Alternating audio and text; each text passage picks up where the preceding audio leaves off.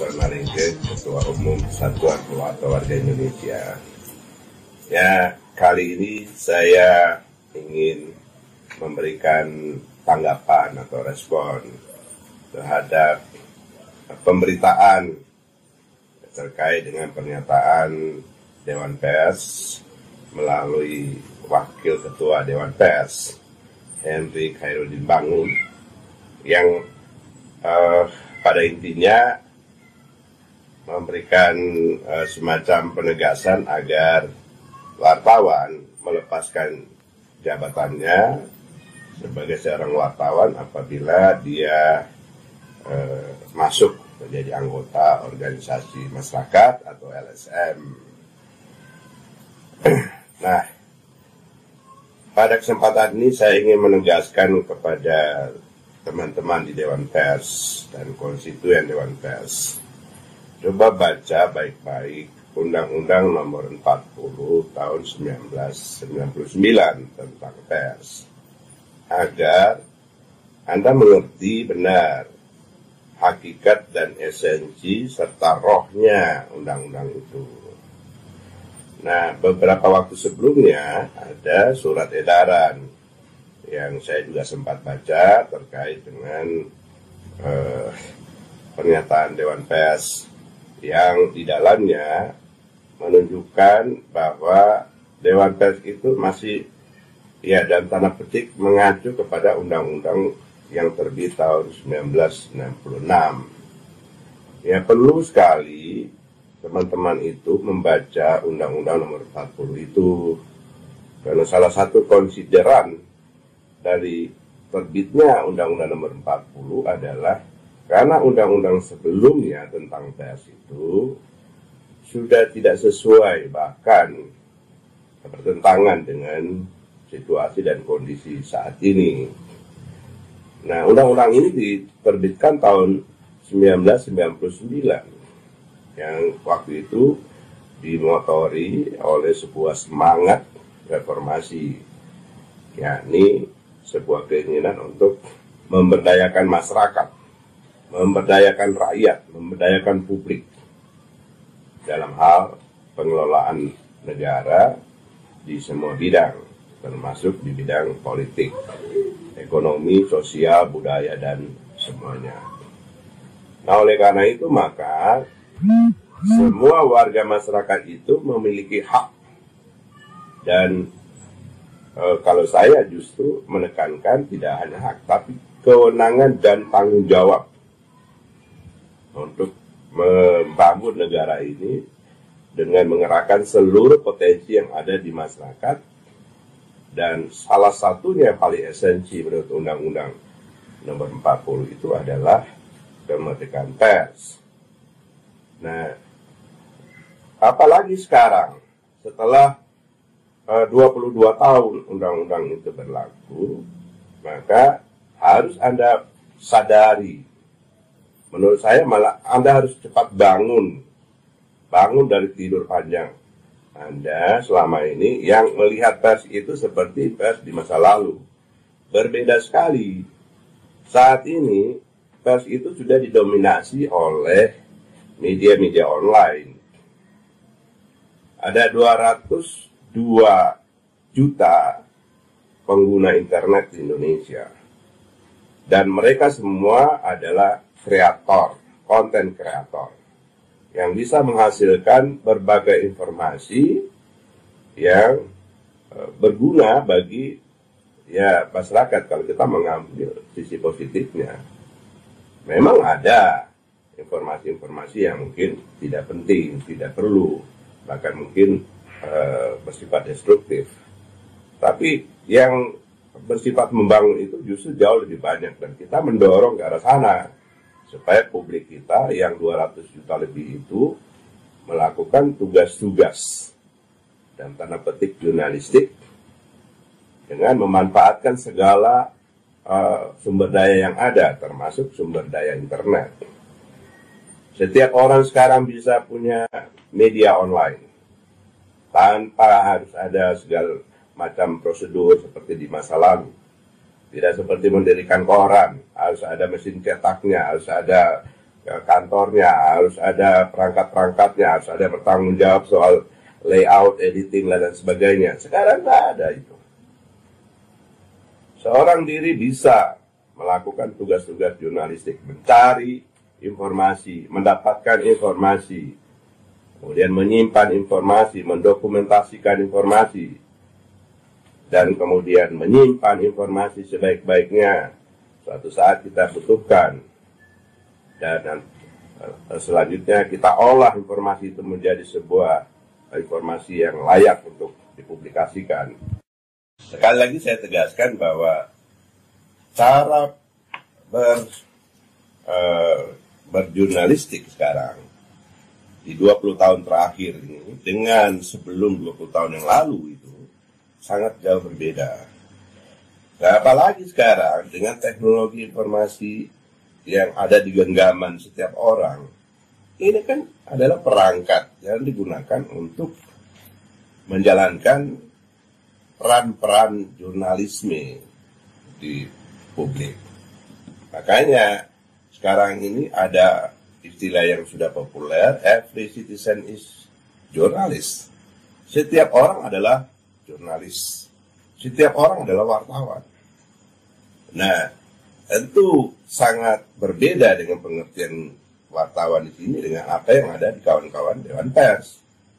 Kalau Dewan Pers itu masih berpikir pers sebagai media cetak, asal katanya pers itu press, berarti ditekan, ya karena zaman dulu itu media massa itu yang ada, ya kebanyakan itu adalah yang ditekan-tekan atau yang dicetak-cetak. Maka dalam mindset mereka, ya pers itulah yang beredar dalam bentuk koran, majalah, tabloid, dan lain sebagainya. Tapi sekarang tidak begitu, bos. Udah berbeda. Sekarang ini yang kita maksudkan dengan pers itu juga termasuk media-media yang menyebarluaskan informasi. Karena itu mungkin memang perlu kita evaluasi istilah-istilah seperti ini. Ya, kalau istilah Dewan Pers itu sudah tidak relevan dengan konstruksi situasi saat ini, kita perlu cari istilah yang lebih pas, sehingga mindset teman-teman Dewan Pers itu tidak lagi membawa mindset zaman lalu. Setiap orang harus melalui wartawan yang mencari-cari berita atau yang ada di redaksi. Ya, rumah-rumah sekarang ini adalah kantor-kantor berita. Setiap kantor, setiap rumah, setiap tempat adalah kantor berita. Kantor tempat di mana orang memproduksi sebuah informasi. Dan bisa dilakukan oleh siapapun. Baik itu sendiri-sendiri maupun bersama-sama. Ya, mungkin memang ini terlalu rumit untuk Anda cerna ya. Tetapi itulah situasinya saat ini dan Anda harus belajar lebih cepat. Sehingga muncul sekarang berpuluh-puluh ribu wartawan di Indonesia yang menjalankan fungsi-fungsi jurnalistik tanpa harus mengharapkan uang dari sana. Dari mana mereka hidup? Ya, mereka hidup dari kegiatan jurnalistik itu dengan mengambil manfaat dari informasi. Ya. Mengambil manfaat dari informasi. Bukan mendapatkan materi dari informasi. Enggak. Bukan juga dengan mewawancarai seseorang, meliput sebuah kegiatan terus mendapatkan uang. Berapa itu? 100, 200 ribu itu apa? Tapi manfaat dari sebuah informasi yang bernas, yang punya isi, yang punya makna. Mereka bisa mengkreasi sebuah usaha dari sebuah informasi. Ya.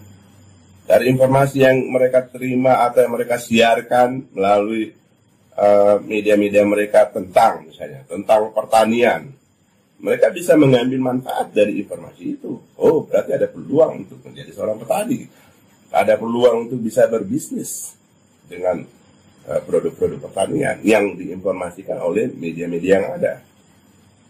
Itu maksudnya mengambil manfaat dari sebuah informasi, dan itu sebenarnya yang paling penting kita dorong, sehingga tugas Dewan Pers itu sebenarnya bukan menghambat-hambat orang menjadi wartawan atau menyebarluaskan informasi, justru membela mereka dan mengarahkan mereka untuk menghasilkan sebuah produk informasi, produk jurnalistik yang bermanfaat untuk baik diri si wartawan itu sendiri, keluarganya, maupun masyarakat umum. Jadi bukan seperti yang sekarang dilakukan. Kalau itu Anda lakukan sekarang dengan menghambat, dengan segala macam kebijakan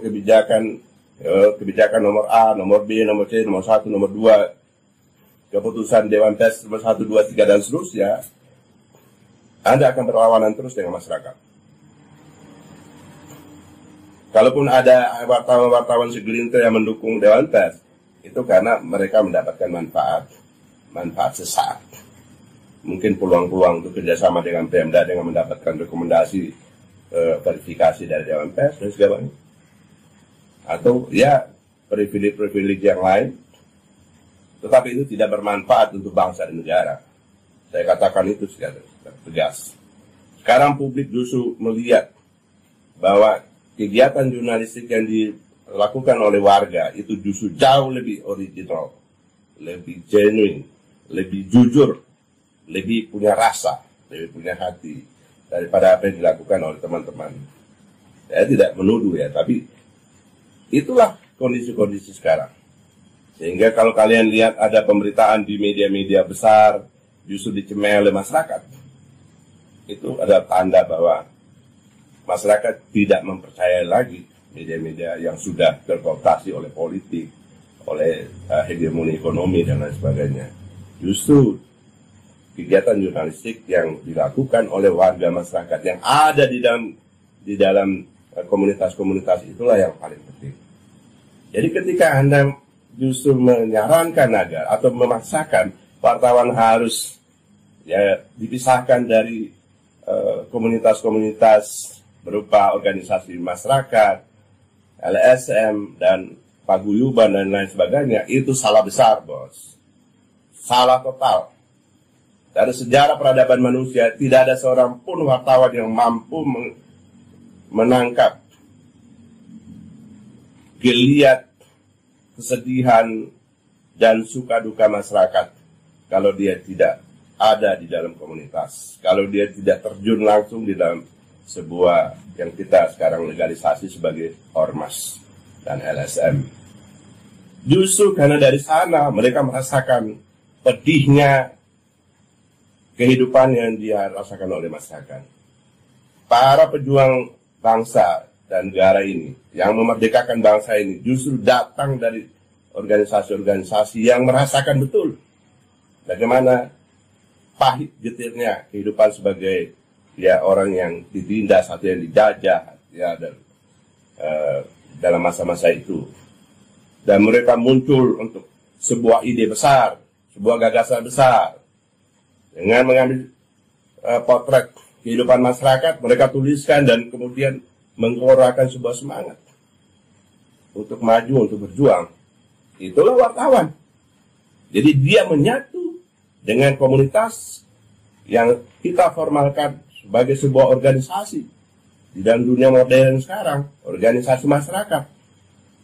Mereka adalah wartawan. Bagaimana mungkin Anda bisa memisahkan wartawan dari ormas dan LSM? Justru harus didorong. Ya. Karena orang-orang yang dibina dalam organisasi itulah yang punya kemampuan, yang punya daya pikir, daya juang yang kuat untuk menyuarakan aspirasi dari masyarakat, menyuarakan kesedihan masyarakat, menyuarakan juga cita-cita daripada masyarakatnya. Jadi satu hal yang sangat keliru ketika Dewan Pers mengeluarkan statement untuk memisahkan para wartawan dengan ormas dan LSM. Keliru besar. Dan itu harus Anda cabut. Kalau tidak, Anda akan terus dilawan. Dan justru bukan itu sebenarnya yang menjadi tugas Anda. Tugasmu itu adalah pasal 15 ayat 1. Sekali lagi saya tekankan. Tugas Anda itu adalah menjalankan pasal 15 ayat 1. Undang-Undang Nomor 40 Tahun 1999, yaitu untuk mengembangkan kemerdekaan pers, untuk meningkatkan kehidupan pers, maka kita bentuk Dewan Pers. Ketika Anda justru lalai dan gagal menjalankan tugas itu, maka segeralah bubarkan diri, ya, sebelum nanti dibubarkan oleh para wartawan. Nah, saya berharap dengan kejadian ini, dengan statement-statement seperti itu, teman-teman di seluruh Indonesia, wartawan-wartawan baik yang ada di Dewan Pers maupun apalagi yang di luar konstituen Dewan Pers, jangan takut.